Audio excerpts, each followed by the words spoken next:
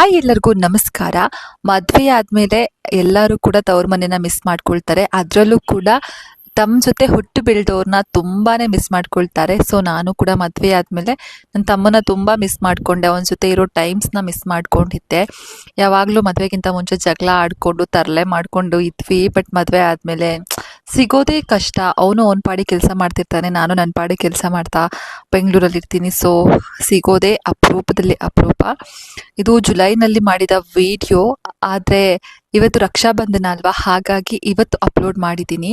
ಅವನಿನ್ನು ಗೋವಾಗೆ ಹೋದರೆ ಇನ್ನೊಂದಷ್ಟು ತಿಂಗಳುಗಳು ಬರೋದೇ ಇಲ್ಲ. ಹಾಗಾಗಿ ಈಗಲೇ ಅವನಿಗೆ ರಾಖಿ ಕಟ್ಟಿದ್ದೀನಿ. ನಾನು ರಾಖಿ ಕಟ್ಟಿದ್ದಕ್ಕೆ ಅವನು ನನಗೆ ಈ ಬ್ಲ್ಯಾಕ್ ಕಲರ್ ಬ್ಯಾಂಗಲ್ಸ್ ಕೊಡಿಸ್ತಾ, ಚೆನ್ನಾಗಿದೆ ಅಲ್ವಾ ಇದು.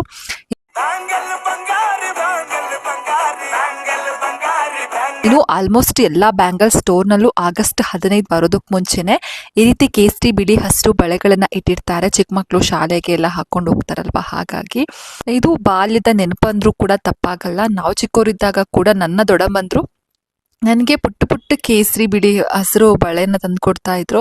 ಅದನ್ನು ಹಾಕ್ಕೊಂಡು ಶಾಲೆಗೆ ಹೋಗೋದೇ ಒಂಥರ ಚೆನ್ನಾಗಿತ್ತು. ಆ ಬಳೆ ಹಾಕ್ಕೊಂಡು ಎಲ್ಲರಿಗೂ ತೋರಿಸ್ಕೊಂಡು ನನ್ನ ಸೈಜ್ ಬಳೆ ನೋಡು, ನಿನ್ನ ಸೈಜ್ ಬಳೆ ನೋಡು ಅಂತ ಹೋಗಿ ಫ್ಲ್ಯಾಗ್ ಹಾರಿಸೋದೇ ಚೆಂದ ಇತ್ತು. ಇನ್ನು ಇಲ್ಲಿ ಅಂಗಡಿಯಲ್ಲಿ ರಾಖಿಗಳನ್ನ ಕೂಡ ಇಟ್ಟಿದ್ದಾರೆ. ಇದು ರಕ್ಷಾಬಂಧನದ ಹೋದ ವರ್ಷದ ಫೋಟೋ.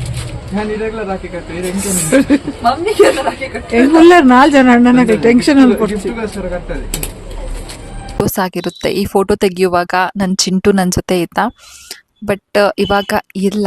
ಇನ್ನು ಅಣ್ಣ, ತಂಗಿ, ಅಕ್ಕ, ತಮ್ಮ ಈ ಸಂಬಂಧ ಎಷ್ಟು ಚಂದ ಅಲ್ವಾ.